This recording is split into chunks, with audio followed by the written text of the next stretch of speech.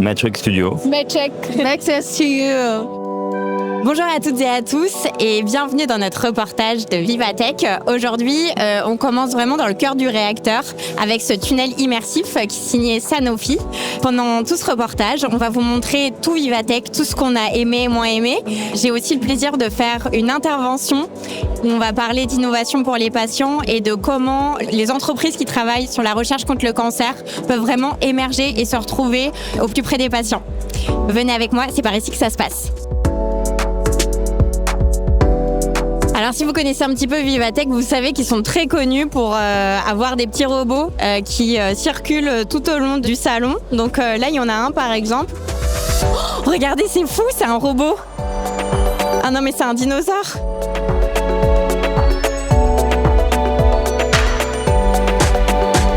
Il est aussi mignon que flippant. Oh mon Dieu, il va m'attaquer.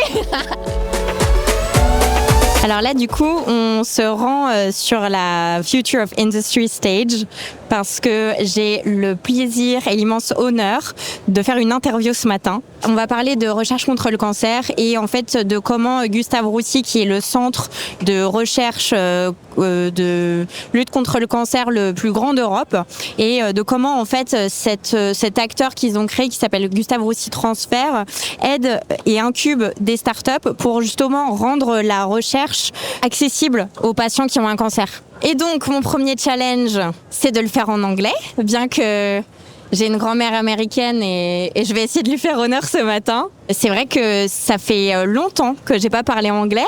Surtout que je suis mère depuis quelques mois, donc la fatigue est bien présente, donc je vais essayer de faire mon maximum. Oh là là, c'est fou de voir ça, il y a une énergie. Alors, je voulais quand même préciser qu'aujourd'hui il fait très très chaud, hein. Je crois que vous le voyez pas tellement aux tenues des gens, parce que tout le monde est très élégant et très bien habillé.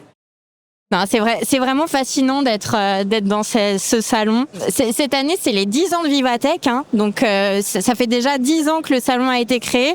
Moi, je me souviens, j'y étais allée aux premières éditions 1 ou 2 fois, et c'est fascinant de voir comment le salon a évolué. Et il y a de plus en plus d'acteurs présents, de stands, mais aussi ce qu'on propose sur les stands, c'est absolument génial. Voilà, tout est déjà installé. Today, we'll be talking about innovation and how science goes from labs to patient bedside. I'm Marguerite de Rodlek. I'm a health podcast producer, and basically my job is to make sure everybody understands science innovation, including patients.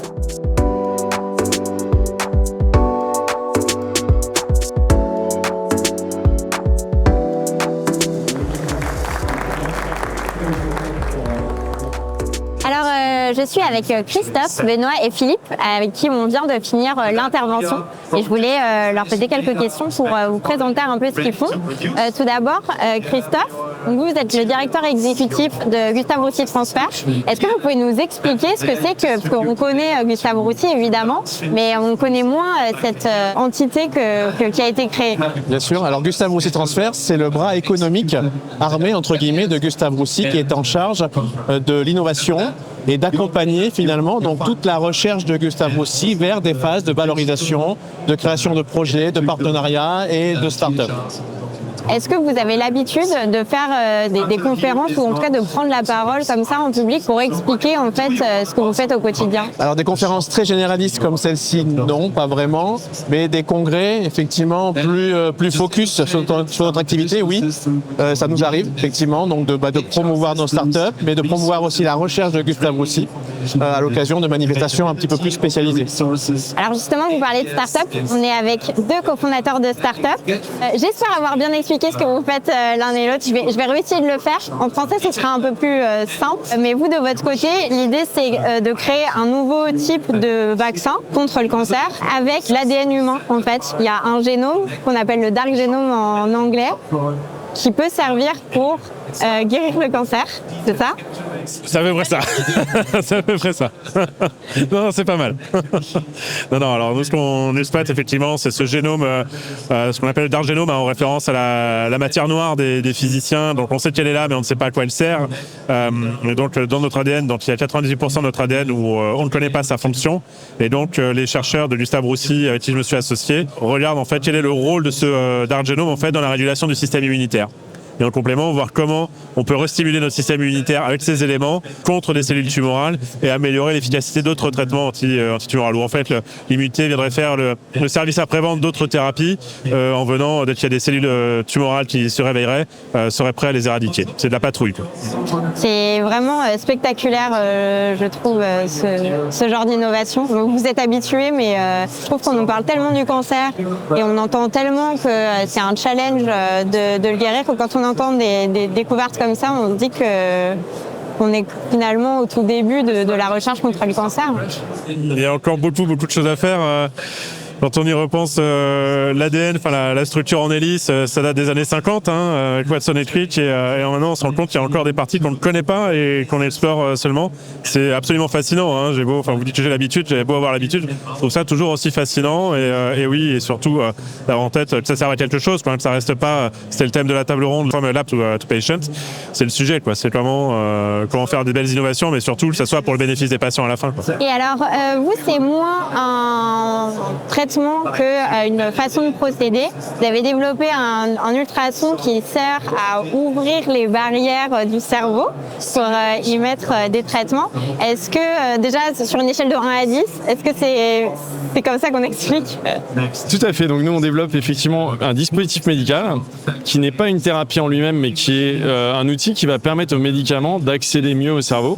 Les médicaments, aujourd'hui, quasiment la totalité des médicaments, ils n'arrivent pas à rentrer dans le cerveau. Pour une bonne raison, c'est que le cerveau, il est spécialement conçu avec des vaisseaux sanguins particuliers qui le protègent en temps normal. Mais cette protection se retourne contre le cerveau quand il s'agit de le soigner. C'est vrai pour plein de maladies et notamment pour l'oncologie où nous on a décidé d'aller dès le démarrage avec l'aide de Gustave Roussy parce que c'est là aussi les patients meurent extrêmement vite dès l'instant que leur cancer, notamment les cancers périphériques qui métastasent au cerveau, on sait que quand on a une métastase cérébrale, l'espérance de vie chute à malheureusement quelques dizaines de mois tout au plus. Donc voilà sur quoi on essaye de travailler et d'apporter une solution pour que les médicaments qui existent déjà, qui sont déjà administrés pour certains en routine pour traiter certains cancers en périphérie, puissent devenir aussi efficaces pour les cancers dans le cerveau. Et alors où est-ce que vous en êtes au niveau du cheminement vers le premier patient? Alors ce projet il est issu du monde académique, donc on avait pu faire tout un tas de choses déjà au niveau de la recherche fondamentale avant de créer TerraSonic. Et puis nous la machine qu'on développe, à partir du prototype qu'on avait au moment du démarrage en fin 2023, on a pu l'améliorer, la certifier pour un usage médical. Donc il y a eu pas mal de travail de développement, de R&D. Et puis en parallèle, avec Gustave Roussy, concevoir le protocole pour une première étude chez l'homme. Et donc là, on a l'autorisation depuis très peu de temps de démarrer les premiers patients. Donc on va passer du stade de recherche à un stade plus de recherche clinique, donc qui est l'étape d'après, avec une première étude de sécurité sur quelques patients, avant d'aller plus loin, on espère, assez rapidement sur de l'efficacité thérapeutique. Trop bien. Et pour conclure, je vais vous demander en un mot à chacun de dire ce que vous préférez dans votre métier. Les nuits blanches. Les nuits blanches à faire des découvertes. Oui, à travailler juste, mais non, on va dire la passion que j'ai moi, c'est d'apprendre et on apprend constamment. Ça, c'est cool de passer du monde aussi de scientifique vers un monde d'entrepreneur, ce qui est une mutation importante à faire. Elle est passionnante en elle-même et d'être à l'interface avec des disciplines très différentes.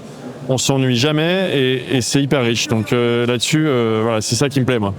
Non, moi, ce que je dirais, c'est que c'est le sens de ce qu'on fait, finalement. Je trouve que ce que je fais a du sens dans la mesure où, modestement, je vais contribuer, même si je ne suis pas oncologue, quelque part, je vais contribuer à ce que le patient qui est en bout de chaîne puisse un jour bénéficier de ce que font les startups, par exemple. Donc, à ce titre, je trouve que ce que je fais a du sens et je suis content de le faire. Voilà. Et pour moi, c'est l'équipe. Au sens large, l'entrepreneuriat, ça reste une aventure humaine. Donc voilà, équipe. Trop bien, merci beaucoup. Alors la table ronde s'est hyper bien passée, j'étais très contente. On a eu des questions de la salle. Je pense que le challenge en fait c'était de montrer au-delà de l'innovation et de la recherche en sciences, comment en fait on fait de la recherche en santé aujourd'hui et comment on s'assure que les découvertes que l'on fait bénéficient aux patients. Et c'est vrai que quand on parle de recherche sur le cancer, c'est d'autant plus important. On sait tous que malheureusement statistiquement on a de grandes chances pour avoir plus de cancer qu'avant. Et donc de se dire que y a des startups qui sont en train de faire des découvertes absolument fascinantes, mais vous allez le voir dans les questions qu'on a posées aux intervenants après, même eux qui travaillent tous les jours sur ces sujets-là, ils n'en reviennent pas. Et donc que ce soit le fait de trouver une autre forme de vaccin, un vaccin qui finalement, alors c'est mal dit, mais proviendrait de notre ADN, ou bien un dispositif qui permet de surmonter les barrières que le cerveau met parce qu'il se protège, c'est absolument fascinant et spectaculaire. Enfin, ça m'a beaucoup marqué cette conférence et de modérer cet échange, et j'ai appris beaucoup de choses. Ouais, on va aller explorer, mais avant, on va se prendre un petit truc à manger. De retour après un déjeuner, ma foi, bien mérité. On va inspecter scrupuleusement tous les stands et puis vous faire découvrir ce qu'on y voit et ce qu'on y apprend. Alors on est ici sur le stand de Mirror qui a développé un produit pour le Dolce & Gabbana. Bonjour Mathia, est-ce que vous pouvez nous expliquer un petit peu en quoi consiste ce miroir ? Bonjour, alors le miroir laisse un peu place à un quiproquo, c'est-à-dire que Mirror est une boîte de com basée en Italie, à Florence. On est 60 personnes, on existe depuis 2011 et on s'occupe de communication digitale, numérique, interactive, expérientielle. Nous travaillons notamment dans le luxe, du coup on travaille beaucoup avec le groupe LVMH, avec Dolce & Gabbana, avec Ferrari, avec beaucoup de marques. Ici aujourd'hui sur le stand on a amené 6 installations. 2 sont des projets que nous avons réalisés pour Dolce & Gabbana pendant l'année passée. Un, effectivement, est un miroir, mais qui est une solution que nous offrons pour des boutiques de luxe où le vendeur veut avoir un objet qui n'est pas un écran, mais un miroir quand il est éteint, et que s'il veut, il peut l'allumer et faire apparaître des contenus particuliers. Mais ça reste une expérience basée sur l'AI qui habille le client avec des habits que choisit le vendeur sur son iPad, pardon. Nous avons un Magic Mirror qui est une sorte de jeu basé avec l'IA. Là, c'est vous ça ? Oui. Ah On aurait pu changer le prompt, on aurait pu écrire Picasso, on aurait pu marquer joueur de football, n'importe quoi. Et ensuite, on a une dernière expérience qu'on a faite en mode un peu R&D, c'est-à-dire Research and Development, c'est-à-dire c'est une expérience qu'on a faite à partir de l'échantillon qu'on touche et les inputs que le micro qui est à l'intérieur de l'échantillon donne au software font apparaître des visuels qui interagissent avec la personne et qui créent du son aussi. C'est très expérientiel, ce n'est pas appliqué à un produit ou une marque. Ok. Et est-ce qu'il y a des applications qui sont possibles dans le bien-être, par exemple Nous avons utilisé des tools souvent utilisés dans le domaine du bien-être pour faire des expériences marques. C'est-à-dire on a utilisé une fois le Fuse qui était une passoire qu'on mettait sur la tête et qui normalement est utilisé beaucoup dans la méditation, dans le yoga pour lire les ondes cérébrales, c'est-à-dire des signaux électriques on parle. Hein. Et ces signaux électriques, nous les avions traduits en des visuels pour avoir des expériences, notamment pour Bulgari, nous l'avons fait, qui rendaient justement l'expérience plus immersive. Quand on est arrivé tout à l'heure, on a vu beaucoup de stands dédiés à la santé. Donc évidemment, c'est là qu'on va faire un petit tour pour voir ce qui nous intéresse le plus et poser quelques questions.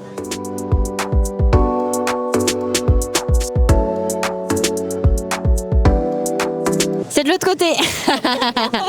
Est-ce qu'il y a des moments où tu pourrais faire genre avance rapide ?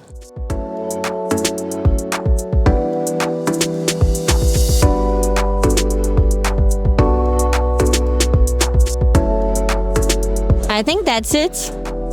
Hi Cathy, so we're on the stand of Samsung, and I've noticed from the amazing stand out there that there is a lot of things related to healthcare. Yes. Can you tell us a little bit more about this? Yes. So what we do specifically here is we're now have the at-home blood test that's designed for everyone to measure all of your organ age. What's the age across your 21 organ systems, from brain to heart, liver, immune system? And we actually tell you what you can do about it to help you reverse it by building up your personalized longevity action plans. Everything from medication and supplements, nutrition, lifestyle, fitness, to fit in the specific areas to work on. So you can improve your health over time. Amazing. Yep. So is this new? Yes, so we are partnering with Samsung for doing the internal health, and we have a lot of more health-related products here at Samsung. It's amazing. Well, thank you so much, Cathy. Yeah, thank you. En fait, je trouve ça fascinant de se dire qu'il y a quelques années, la santé était vraiment quelque chose à laquelle on pensait très peu. Je ne sais pas si c'est le Covid, la prise de conscience, l'environnement qui change ou quoi, mais là, c'est assez fascinant de voir que même des entreprises qui ne communiquaient pas historiquement sur des sujets de santé s'emparent de ça. Et donc là, on a vraiment un exemple avec Samsung, qu'on connaît généralement pour les téléphones, et qui en fait là ont investi énormément de ressources pour proposer, essayer de mieux gérer leur santé, en tout cas voilà, faire un peu plus attention à la façon dont ils consomment, dont ils mangent, l'activité physique qu'ils font. Donc voilà, c'est une de mes petites découvertes d'aujourd'hui. Ce qui m'intéresse aujourd'hui, c'est de répondre à plusieurs questions, et ce que je me demande, c'est comment les découvertes qu'on fait dans les laboratoires arrivent jusqu'à nous, en fait. Donc, je vais poser quelques questions aux personnes qu'on croise ici pour essayer de comprendre, et puis pour que vous aussi vous puissiez comprendre. Alors, je suis avec Sébastien de Sanofi. Bonjour Sébastien. Bonjour. On est sur ce superbe stand. Est-ce qu'on pourrait faire un petit tour du stand et que vous nous expliquiez qui est quoi et comment ici? Bien sûr. Si on peut commencer un peu par vous expliquer, en fait, chez Sanofi, on a la chaîne de valeur. Ça va être de la research et du développement, manufacturing and supply chain. Et ensuite, on a toute une partie commerciale. Donc tout ça, c'est finalement, avant le lancement des traitements, des nouveaux traitements, on va avoir de la R&D, beaucoup de R&D, c'est là où vont se faire les investissements autour de les digital twins. Donc on a beaucoup d'AI, tout le monde parle d'intelligence artificielle aujourd'hui. C'est comment on va faire des millions, voire des milliards de simulations avec des cellules, des molécules digitales avant de passer à la partie en laboratoire, avec les boîtes de pétri et ce genre de choses. Et ensuite on passe aux essais cliniques humains, et souvent c'est là où ça passe ou ça casse. Donc, parfois c'est des milliards qui sont jetés à la poubelle. Et parfois, les essais humains sont très concluants. Il y a à peu près plus de 1000 maladies rares aujourd'hui en traitement d'une centaine. Donc voilà, il y a énormément à faire.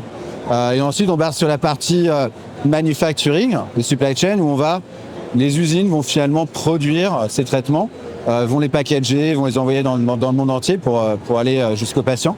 Et il y a toute la partie commerciale qui, elle, va préparer, parler au gouvernement pour parler d'un nouveau traitement, parler au système de santé pour voir comment ces médicaments pourraient être remboursés. Et ensuite, toutes les équipes marketing qui vont travailler sur des stratégies, on verra ça sur des applications pour aller finalement accompagner les patients dans leur maladie, ou peut-être arriver justement à voir comment un traitement peut correspondre finalement à leurs symptômes. Il y a énormément de fois où finalement, les professionnels de la santé n'ont pas forcément trouvé tout de suite. Aujourd'hui, grâce à Internet, on le sait, grâce au web, grâce au LLM avec des Claude ou des ChatGPT, on va pouvoir poser beaucoup plus de questions et finalement se renseigner beaucoup plus facilement et avoir des pistes potentielles quand on va voir son médecin. Donc tout ça, ça va être de l'accompagnement qui va être fait au fur et à mesure par les équipes commerciales et aussi auprès des professionnels de santé. Quels sont les derniers traitements? Quelles sont les évolutions dans les maladies? Quels sont les derniers essais cliniques par rapport à un traitement, et est-ce que ça répond à certains des patients que ce professionnel de santé pourrait avoir. Voilà, donc là on a à peu près tout l'écosystème. Donc si vous voulez voir un peu le stand en action, donc ça c'est la partie patient experience par exemple. Ça va être vraiment comment on va accompagner un patient du moment où en fait il commence à identifier qu'il a des symptômes. On va pouvoir le mettre en contact avec des médecins. Et ensuite, une fois qu'il a trouvé un médecin, et si jamais il devient patient, on va pouvoir avoir un journal de bord où il va pouvoir enregistrer tout ce qu'il fait. Donc si c'est maladie de peau, il va pouvoir prendre des photos, il va pouvoir dire à quel point, à quel degré ça me gratte, quel est le point aussi de douleur. Et tout ça, finalement, ça fera un journal de bord qui permettra, quand il va voir son médecin, d'arriver à mieux optimiser son traitement. Et il y a aussi plein de choses sur de la réassurance. voilà, ça fait peur, une nouvelle maladie, comment on traite ça, comment je peux mieux manger, comment je peux mieux dormir, comment je peux en parler autour de moi, est-ce que j'ai besoin de support. Énormément de communautés, je crois que c'est un peu ce que tu fais, autour de communautés de patients qui vont s'entraider et avoir énormément de support émotionnel, voire logistique. Donc là, on va passer à toute la partie finalement manufacturing, donc la supply chain.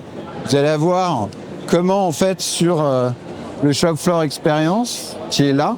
En fait, ça c'est toutes les choses dont on a un peu parlé, où entre le moment où ils vont regarder les molécules, à partir du moment où le traitement est passé, les essais cliniques ont été faits, et que c'est autorisé par les autres autorités internes, type la FDA aux États-Unis, qui est la Federation Drug Administration, on va commencer à faire de la production.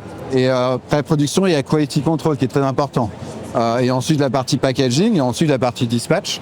Donc toute cette entité va s'occuper de créer tous ces produits digitaux qui vont aider toutes ces équipes à aller plus vite, à faire mieux, plus rapidement. Et pour arriver finalement à la fin, ce qu'on essaie de faire, c'est qu'en fait toutes ces équipes sur toute cette chaîne de valeur travaillent plus rapidement. Donc en fait on arrive à avoir des traitements révolutionnaires qui arrivent plus vite dans les mains des patients. Justement, ce matin, j'animais un échange avec le directeur exécutif de Gustave Roussy, Christophe Javot, et deux startups incubées par Gustave Roussy Transfert. C'était exactement ça le sujet, c'était comment faire pour que les découvertes passent du laboratoire au plus proche des patients le plus rapidement possible. D'accord. En fait, on a créé une solution interne qui s'appelle Concierge, avec Erissa qui est un des product owners de cette solution et qui en fait est quelque chose qui va aider à accélérer en fait la manière dont les employés de chez Sanofi travaillent. On lui pose des questions et en fait il va pouvoir nous répondre. On a toutes les applications de métier qui sont dedans, on va avoir des choses comme l'inclusion avec des petits quiz. Et demain, en fait, ce que l'équipe commence aussi à regarder, c'est comment on va réimaginer Concierge. Aujourd'hui, est essentiellement un chat. Mais comment demain on peut amener de la voix pour accompagner les équipes par exemple sur le terrain, comme les représentants qui vont voir les médecins sur le terrain. On peut peut-être besoin de plus de voix s'ils conduisent, on voit un médecin, comment le médecin, qu'est-ce qu'il a vu avec lui la dernière fois, les questions qu'il avait pour se remémorer. Et demain, comment ça va être lié à tous les autres produits qu'on a créés. Sachant qu'en fait, on va essayer de faire un écosystème où tout se parle et finalement où la collaboration est beaucoup plus facile. Là, si tu veux, ce qu'on a essayé de recréer, c'est un peu la journey, la journée en fait des équipes Sanofi et comment finalement avec de la collaboration, on part toujours des molécules et donc il y a un chemin en fait, un cheminement qui se fait. Je t'invite à venir. Et donc tu vois, il y a Attack Sending System to High Alert et donc c'est comment finalement on va regarder comment l'inflammation elle se fait et comment le corps réagit pour que finalement Jade, par exemple, qui est notre patient, elle puisse vivre sa vie de la meilleure manière possible. Parce qu'on sait qu'en fait, généralement, une maladie, il y a une molécule qui est cassée. Et en fait, ce que fait l'industrie de la pharma, en fait, c'est trouver ces molécules qui manquent, les identifier, et en fait, pour qu'elles puissent venir se rebrancher. Et c'est là, en fait, où le corps fonctionne à nouveau. Trop bien. Merci beaucoup, Sébastien. Merci à vous.